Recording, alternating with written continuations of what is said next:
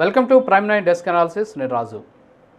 ఇటీవల కాలంలో ఆంధ్రప్రదేశ్లో ఒక మార్పుని గమనించారో తెలియదు కానీ ఒక మార్పు అయితే జరిగింది. ఏంటంటే ఆ మార్పు రాష్ట్రంలో భాష విషయంలో కాస్త మార్పు చోటు చేసుకున్నటువంటి మాట వాస్తవం.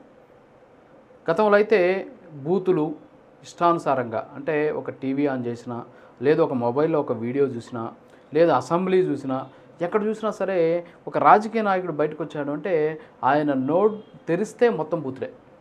వైఎస్ఆర్ కాంగ్రెస్ పార్టీకి సంబంధించినటువంటి నాయకులను అయితే ఇక చెప్పాల్సినటువంటి పనే లేదు. వాళ్ళ ఇష్టం, నోటికి అడ్డు అదుపు అనేటటువంటి దాన్ని వాళ్ళు మర్చిపోయినటువంటి పరిస్థితి. గతంలో పోసాని కృష్ణమురళి ఏ విధంగా మాట్లాడాడో అందరం చూసాం. ఆయన ఇంట్లో వాళ్ళని అంటే తల్లి, చెల్లి, అక్క, బిడ్డ ఎవరితో సంబంధం ఉండదన్నమాట. ఆయన నోట్లో ఎంత వస్తే అంత మాట్లాడేయడమే.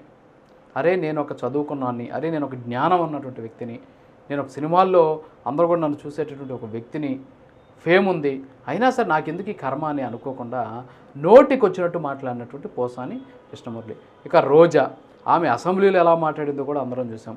ఆమె విక్కిలి చేష్టలు, అక్కడ ఉన్నటువంటి వాళ్ళని ఏ విధంగా ఆమె హావభావాలతో ఏ విధంగా ఆమె మాట్లాడిందో చూసాం. బోరిగడ్డ అనిల్, సరే అతన్ని నాయకుడు లేకపోతే ఒక పార్టీకి సంబంధించిన వ్యక్తి అంటే నిజంగా సిగ్గుపోద్ది అలా అనేవాళ్ళకు కూడా, కాబట్టి అతను పక్కన పెట్టేద్దాం. ఇక కొడాలి నాని, ఇంకా ఆయన కానీ నోరు తెరిస్తే ఇంకంతే వాడు వీడు అమ్మ అక్క చెల్లి తల్లి బిడ్డ అన్నీ ఇక నోట్లో నుంచి వచ్చేటటువంటి ప్రతిదీ కూడా ఫ్రూట్స్ లీవ్స్ ఆయన ఇష్టం వచ్చినటువంటి మాటలన్నీ కూడా ఆయన మాట్లాడుకుంటూ మొత్తం బూతులతోనే మాట్లాడేటటువంటి వాడు. సో ఇలా చూసుకుంటే చాలామంది ఇష్టానుసారంగా వాళ్ళకి నోటికి ఎంత వస్తే అంత మాట్లాడుతూ ఉన్నటువంటి పరిస్థితి మనం చూసాం. అది అసెంబ్లీ సమావేశాలు కానీ వచ్చాయంటే ఇక దారుణమైనటువంటి పరిస్థితి. ఆంధ్రప్రదేశ్ అసెంబ్లీ సమావేశాలు చూసేటటువంటి దరిద్రం కంటే ఇంకొకటి లేదు అని చెప్పేసి బయట రాష్ట్రాల్లో అనుకునేవారు. సాక్షాత్తు ఒకప్పటి ఉపరాష్ట్రపతి వెంకయ్యనాయుడు గారు కూడా ఏంది స్వామి ఇది, అసెంబ్లీలో ఇలాంటి వ్యాఖ్యలు ఏంటి, ఇదేనా రాజకీయ నాయకులు మాట్లాడినటువంటి భాష, ప్రజాప్రతినిధులు మాట్లాడిన భాష ఇదేనా అని చెప్పేసి ఆయనే ఒక రకంగా ఆవేదన చెందినటువంటి పరిస్థితులు మనం చూసాం. అయితే ఇప్పుడు కూటమి అధికారంలోకి వచ్చాక ఆ భాషకి కొంచెం ట్రీట్మెంట్ చేయడం స్టార్ట్ చేసింది. ఏంటి ఆ ట్రీట్మెంట్ అంటే, ఎవరైతే బూతులు తిట్టారో, ఎవరైతే నోటికి అడ్డు ఆపు లేకుండా మాట్లాడారో, ఎవరైతే ఇంట్లో వాళ్ళని మహిళల్ని కించపరిచే విధంగా ప్రవర్తించారో వీళ్ళందరినీ కూడా జాతకాలన్నీ బయటికి తీసి ఒక్కొక్కరు లెక్కల్ని తేలుస్తూ పోతుంది. సో ఒకరిని అరెస్ట్ చేసి ఒకరికి ట్రీట్మెంట్ ఇస్తే వాళ్ళ పక్కన ఉన్నటువంటి వాళ్ళు ఖచ్చితంగా భయపడతారు. భయపడడం కంటే ఆ తప్పు నీకు చేయకుండా ఉంటారు. ఇప్పుడు అదే ఆంధ్రప్రదేశ్ స్టేట్లో జరుగుతుంది. ఒక రకంగా చెప్పాలంటే భాష ఆల్మోస్ట్ కంట్రోల్లోకి వచ్చేసింది. మన అసెంబ్లీ సమావేశాలు జరిగాం, సరే వైసీపీ వాళ్ళు రాలేదనుకోండి, అది వేరే విషయం. మండలిలో వైసీపీ వాళ్ళు ఉన్నారు, అక్కడ చూసాం మనం భాష. గతంలో కానీ ఉంటే ఆ భాష అసలు చెవులకి కర్ణబేర్లు పగిలిపోయేవన్నమాట, అలాంటి భాష ఉండేది. కానీ మనం చూసాము చాలా పద్ధతిగా సజావుగా ప్రశ్న సమాధానం, ప్రశ్న సమాధానం, వివరణ సమాధానం, ఈ విధంగా అక్కడ అసెంబ్లీ సమావేశాలు అలాగే శాసనమండలి సమావేశాలు జరిగాయి. అలాగే ప్రెస్ మీట్లు పెడితే ఒకప్పుడు చంద్రబాబు గాడు, ఇప్పుడు చంద్రబాబు గారు, ఒకప్పుడు ప్యాకేజ్ స్టారు, ఇప్పుడు పవన్ కళ్యాణ్ గారు, ఒకప్పుడు పప్పు, ఇప్పుడు లోకేష్ గారు. సో మాటల్లో కూడా చాలా వరకు మార్పులు వచ్చినటువంటి పరిస్థితులు మనం చూస్తున్నాం. ఒకప్పుడు పిలుపుకి ఇప్పుడున్నటువంటి పిలుపు కూడా తేడా వచ్చింది. అదే మరి చంద్రబాబు అలాగే పవన్ కళ్యాణ్ మార్కు పాలన రాష్ట్రంలో ఇలా ఉంటుందన్నమాట.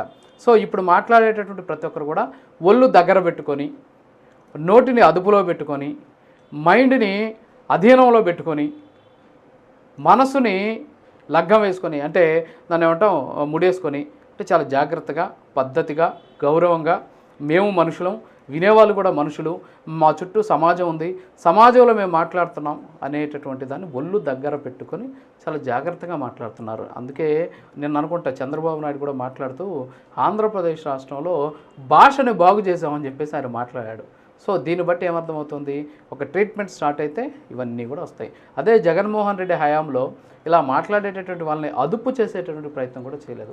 ఎంత దారుణం అంటే వైఎస్ఆర్ కాంగ్రెస్ పార్టీ ఒక ప్లీనరీలో రోజా మాట్లాడడానికి మైక్ దగ్గర ఉంటే ఆ పార్టీకి సంబంధించినటువంటి సీనియర్ నాయకుడు ఒక ఆయన వచ్చి ఆమెకి చెవులో చెప్తాడు. ఒకసారి అంటే తిట్టు, బాగా అంటే తిట్టు, ఎవరిని, చంద్రబాబు నాయుడు అంట ఆయన చెప్తున్నాడు.